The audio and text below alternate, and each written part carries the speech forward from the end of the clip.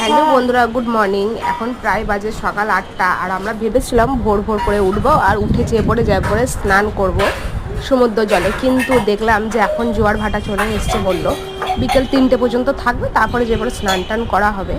আর আমি ব্রাশ করছিলাম, ব্রাশ করতে করতে চারিদিকটা দেখছিলাম, মানে বাড়ি দেখতে পাচ্ছিলাম না।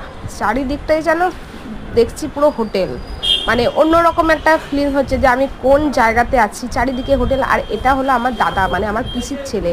আর পিসির ছেলেদের রুম থেকে আমি ব্যালকনিটা দেখছিলাম। পিসির ছেলেদের রুম হলো এটা।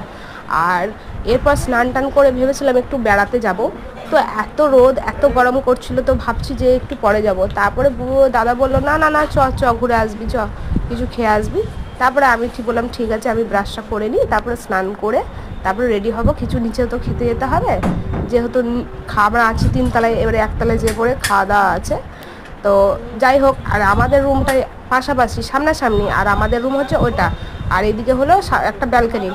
আর এই হলো আমাদের রুম। আমাদের রুমে এখনও মেয়ে ঘুমাচ্ছে, আর আমি উঠে গেছি। এরপর ওদেরকে ওঠাবো, উঠে তারপরে মুখটা ধুয়ে নিই। মুখটা বেশ কী বলবো, মানে এত কালো হয়ে গেছে।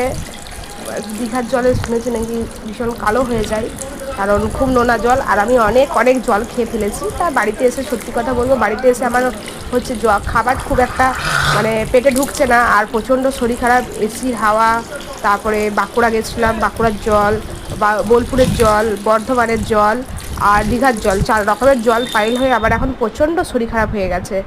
এরপর তোমাদেরকে মুখ টুক ধুয়ে এরপর দেখাবো তোমাদেরকে ব্যালকনিটা।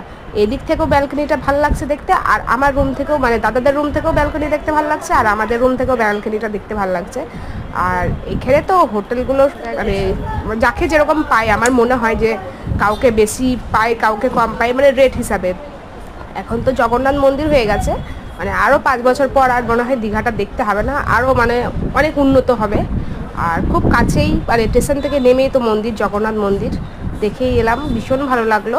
আর এই যে চারিদিকেই যেন 3তলা 4তলা দেখতে পাচ্ছি, 1তলা তো দেখতেই পাচ্ছি না। আর ওইগুলো সামনে হচ্ছে ওগুলো দোকান খাবারের, এখান থেকেই দেখা যাচ্ছিলো। আর আমার বর মেয়ের জন্য এই জুতোটা নিয়ে এসছে, আমি পরেছিলাম, বেশ ভালো লাগছে।